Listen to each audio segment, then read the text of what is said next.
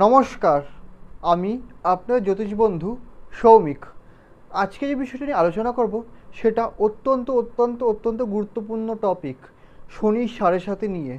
একজন মানুষের গড় আয়ু যদি 60 ধরা হয়, তাহলে এটা ধরা যেতেই পারে যে প্রত্যেকটা মানুষের জীবনে কখনো কখনো তো সাড়ে সাথী তো এসছে, এবং সেই সাড়ে সাথীর সে ফলও ভোগ করেছে, সেটা সুফল হোক বা কুফল হোক। তো পুরো ডিটেলেই সাড়ে সাথী নিয়ে আলোচনা করব। সাড়ে সাথী বিষয়টা কি, সাড়ে সাথী কখন সুফল দেয়, কখন কুফল দেয়, এই পুরো বিষয়টা নিয়ে আলোচনা করব। তো আসুন এবার আলোচনায় আসা যাক। প্রথমে সাড়ে সাথী জানার আগে এটা জানা দরকার যে আপনি কি করে বুঝবেন আপনার কোন রাশি।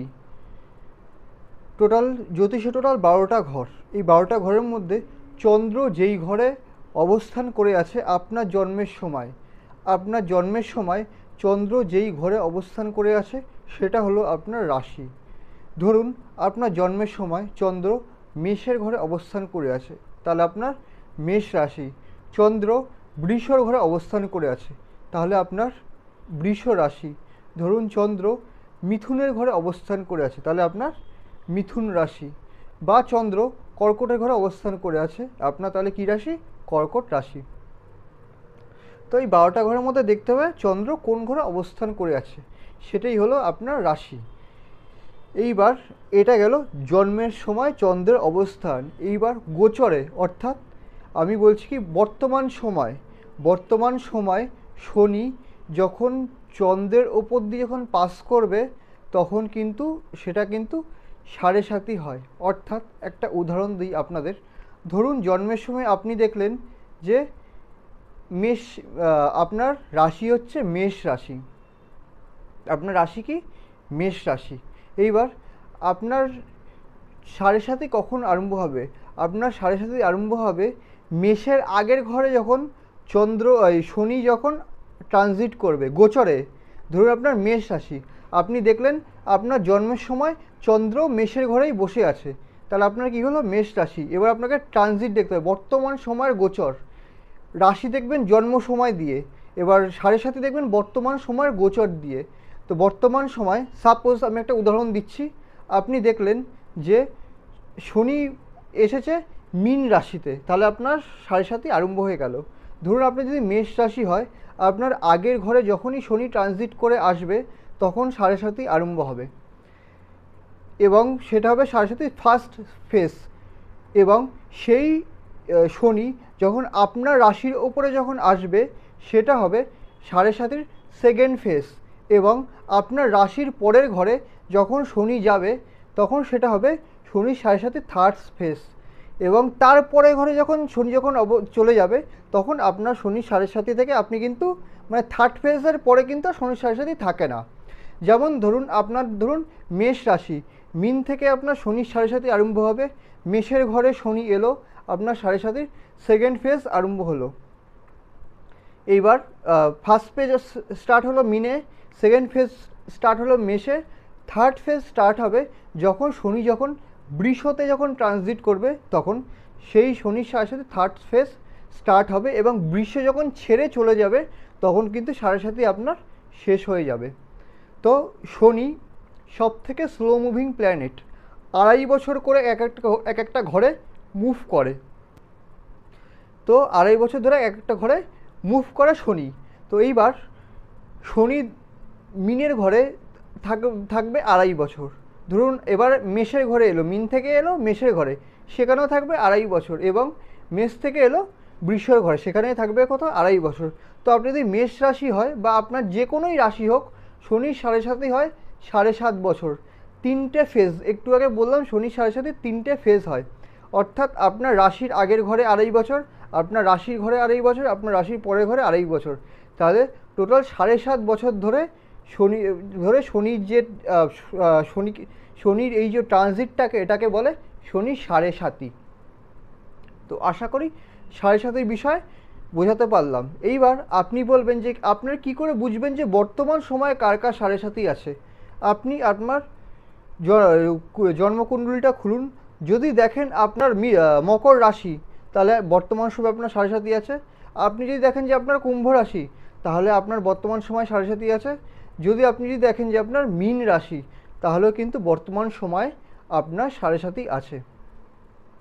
তো এইবার আশা করি সাড়ে সাতির এই বিষয়টা বোঝাতে পারলাম। এইবার আসা যাক যে সাড়ে সাতিতে মানুষ কীরকম ফল পেতে পারে জেনারেলি, ইন জেনারেল।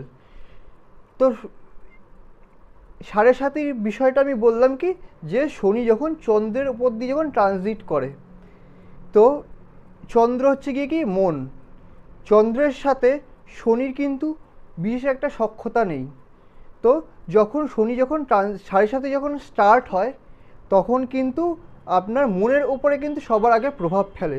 ধরুন আপনার বয়স হচ্ছে 10 থেকে 18 বছরের মতো, তো 18 বলুন বা 21 বলুন, সেই সময় একজন মানুষ স্টুডেন্ট থাকে, পড়াশুনো করে, বিদ্যার্থী হয়। তো সেই বালকটি বলুন বা ছেলেটির মনের ওপরে যখন শনির প্রভাব পড়ে, অর্থাৎ শনি যখন ট্রানজিট করে, তখন তার মনটা উইক হয়ে যায়। তার ফলে কি হয়, মনে চঞ্চলতা দেখা দেয়, কোনো কোনো ক্ষেত্রে কনফিডেন্সের অভাব দেখা দেয়, এক মনে হয়তো বেশিক্ষণ ধরে পড়তে বসতে পারছে না, এই জিনিসটাও লক্ষ্য করা যেতে পারে। এছাড়াও পড়াশোনায় যদি ঠিকঠাক মতো যদি মন যদি না দেয়, তাহলে পরীক্ষা হলেও ঠিকঠাক মতো লিখতে পারে না। তো এটা দেখতে পাওয়া যায় যে মার্কস কিন্তু কিছুটা হলেও কিন্তু কমে যাওয়ার কিন্তু বিশেষ সম্ভাবনা থাকে। আমি সম্ভাবনার কথা কেন বললাম, তার কারণ এখানে জন্মছকটাও কিন্তু খুব গুরুত্বপূর্ণ, আমি সেটা নিয়ে একটু পরে আসছি। এবার ধরুন সেই ছেলেটা ধরুন ব্যবসা করছে, তার বয়স ধরুন তার পড়াশোনা শেষ হয়ে গেছে, সে এবার কী করবে, সে ব্যবসা করবে।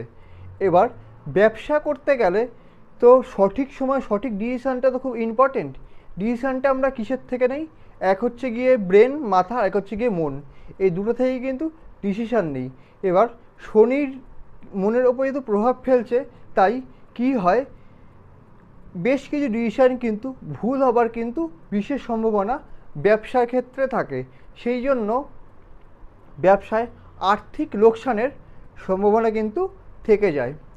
এরপরে যে আসি, ধরুন সেই ছেলেটা ব্যবসা করলো না, সে চাকরি করলো। হতেই পারে যে সে ব্যবসা করলো না, সে চাকরি করলো। যখন সে চাকরি করলো, চাকরি জীবনে যদি শনির সাড়ে সাথে যদি আসে, তখন তার মনে কিছুটা হলেও অলসতা লক্ষ্য করা যেতে পারে। এবং তখন এটা মনে হয় যে চাকরির ক্ষেত্রে যে কর্মটা আছে বা যে কাজটা আছে, কিছু কিছু সময় মনে হয় যে সেই কাজটা সেই ব্যক্তিটিকে স্ট্রেস দিচ্ছে, মানসিক ক্লান্তি দিচ্ছে, সেটা কিন্তু তার কিন্তু মনে হয়। তো এই সমস্যাটা কিন্তু চাকরি জীবনেও কিন্তু থাকার কিন্তু বিশেষ সম্ভাবনা থাকে। এরপর ধরুন সেই ছেলেটি চাকরি করুক বা ব্যবসা করুক, সে তো বিয়ে তো করবে একটা সময়। এবার সে কী করলো, সে বিয়ে করলো, সে একটা মেয়েকে একটা মেয়েকে বিয়ে করলো, বিয়ে করে বাড়িতে নিয়ে এলো। এবার কি হলো, তারপর তার জীবনে শনির সাড়ে সাতি এলো। শনির সাড়ে সাতি মানে কি, মনের ওপরে প্রভাব। ধরুন এমনি সময় তার স্ত্রী সেই ছেলেটিকে যদি কোনো কথা বললো, ছেলেটা রাগলো না, কিন্তু শনির সাড়ে সাতির সময় যেহেতু তার মনের ওপরে একটা প্রভাব আছে শনির, তাই এটা হতেই পারে যে একটা সাধারণ জিনিসকে সেই ছেলেটা তার মেজাজের দ্বারা বলুন বা রাগের দ্বারা বলুন একটু বাড়িয়ে তুললো, সেই সম্ভাবনা কিন্তু রয়ে যায়। অর্থাৎ খিটখিটে খারাপ ব্যবহার করলো, মেজাজ হারালো, ধরুন একটু অভদ্র কথাবার্তা বলল, এই জিনিসটা কিন্তু লক্ষ্য করা যায়। এবং এই শনির সাড়ে সাথে কিন্তু সাংসারিক জীবনেও কিন্তু এফেক্ট ফেলে। তো এইবার আসি যে শনির সাড়ে সাতির কী কী এফেক্ট ফেলে, ভালো এফেক্ট কী, খারাপ এফেক্ট কী। খারাপ এফেক্ট আমি তো আপনাকে তো বললাম। এবার আসি, এইগুলো তো খারাপ এফেক্ট। এবার আসি যে খারাপ এফেক্ট কখন বেশি দেয় শনির সাড়ে সাতি। ধরুন শনি বসে আছে কোথায়, তার শত্রুর ঘরে, অর্থাৎ মেষের ঘরে বসে আছে। শনি কোথায় বসে আছে, শনি মেষের ঘরে বসে আছে, শনি বসে আছে বৃশ্চিক রাশির ঘরে, শনি বসে আছে কর্কটের ঘরে, শনি বসে আছে সিংহের ঘরে। তখন কিন্তু এই শনি কিন্তু খারাপ এফেক্ট কিন্তু হতে পারে, যে খারাপ এফেক্ট বেশ ভালো পরিমাণে খারাপ এফেক্ট দিল। বা শনি বসে আছে কর্কটের ঘরে। তো যেটা বললাম, শনি যদি এই ঘরগুলো যদি শনি বসে থাকে, তাহলে শনি 7:30 সময় কিন্তু খারাপ এফেক্টটা কিন্তু বেশ ভালো মতো বোঝা যায়। এবং তার সাথে আরেকটা বিষয় বলবো, এখানে চন্দ্রেরও কিন্তু একটা ভূমিকা আছে। দেখতে হবে চন্দ্র এখানে কতটা স্ট্রং। চন্দ্র যদি উচ্চস্থ অবস্থায় যদি বসে থাকে, তাহলে চন্দ্র কিন্তু বেশ ভালোই স্ট্রং। তো সেখানে শনি অতটা কিন্তু এফেক্ট ফেলতে পারবে না, এফেক্টটা অনেক কম হবে। শনির 7:30 এফেক্ট তো থাকবে। শনির সাথে চন্দ্র যদি ভালো থাকে, শনিকে ভালো থাকতে হবে এবং চন্দ্রকে ভালো থাকতে হবে, তাহলে কিন্তু এই শনির 7:30 এফেক্ট কিন্তু অনেক অংশে কমে যায়। এইবার শনি, এবার তো বললাম তো কোন কোন রাশি থাকলে শনির 7:30 ভালো মতো এফেক্ট পাওয়া যায়। এবার আসি, শনি ধরুন কারুর লগ্ন থেকে ধরুন বসে আছে কোথায়, ষষ্ঠ ঘরে, অষ্টম ঘরে বা এবং দ্বাদশ ঘরে, এই তিনটে ঘরের মধ্যে যে কোনো দুটো ঘরে, বিশেষ করে অষ্টম বা দ্বাদশ ঘরে যদি শনি যদি থাকে, তাহলে কিন্তু এই শনির 7:30 প্রভাব কিন্তু বেশ ভালো মতো লক্ষ্য করা যায়। এবার শনি কি শুধুই খারাপ ফল দেয়? শনির 7:30 কি ভালো ফল কি পাওয়া যায় না? দেখুন, শনির 7:30 যে ফলটা, সেটা আপনার জন্মছকে শনির অবস্থান এবং আপনার কর্ম, এই দুটো থেকে কিন্তু ফলটা পাওয়া যায়। শুধু জন্মছক থেকে কিন্তু শনির 7:30 কিন্তু ফল পাওয়া যায় না। জন্মছক এবং কর্ম এই দুটো জায়গা থেকে কিন্তু ফলটা পাওয়া যায়। এবার ধরুন আপনার জন্মছকে শনির প্লেসমেন্ট খুব ভালো, আপনার জন্মছকে চন্দ্রের প্লেসমেন্ট খুব ভালো, আপনি জীবনে খুব ভালো কর্ম করেছেন, তা হতেই পারে যে আপনার শনির 7:30 যখন এলো, আপনাকে বেশ কিছু ভালো ফল দিয়ে গেল। সেই সময় কিন্তু সম্ভাবনা কিন্তু থাকে। তার জন্য কি করতে হবে? জন্মছকে শনিকে ভালো থাকতে হবে, চন্দ্রকে ভালো থাকতে হবে, এবং আপনার যে কর্ম সেটাও কিন্তু ভালো থাকতে হবে। তাহলে কিন্তু সেই তাহলে কিন্তু শনি 7:30 কিন্তু ভালো ফলটা কিন্তু পাওয়া যায়। আবার চন্দ্র থেকেও কিন্তু দেখে নিতে হবে শনির প্লেসমেন্টটা, শনি কোথায় বসে আছে চন্দ্র থেকে, অর্থাৎ আপনার রাশি থেকে অষ্টমে বসে আছে না দ্বাদশে বসে আছে। লগ্ন থেকেও যেরকম দেখবেন, সেরকম রাশি থেকেও দেখবেন যে শনির প্লেসমেন্টটা কোথায়। শনি কি অষ্টমে বসে আছে না দ্বাদশে বসে আছে, সেটাও কিন্তু দেখা কিন্তু অত্যন্ত জরুরি। যদি অষ্টম বা দ্বাদশে যদি বসে থাকে আপনার রাশি থেকে, তাহলে হতেই পারে যে শনির 7:30 আপনি বেশ খানিকটা কষ্ট পেলেন, সেই সম্ভাবনা কিন্তু রয়ে যায়। তো ভিডিওটা কেমন লাগলো জানান। আশা করি অনেক বিষয় ক্লিয়ার করতে পেরেছি আজকে। ভিডিওটা ভালো লাগলে চ্যানেলটা সাবস্ক্রাইব করুন, ভিডিওটা লাইক করুন এবং শেয়ার করুন।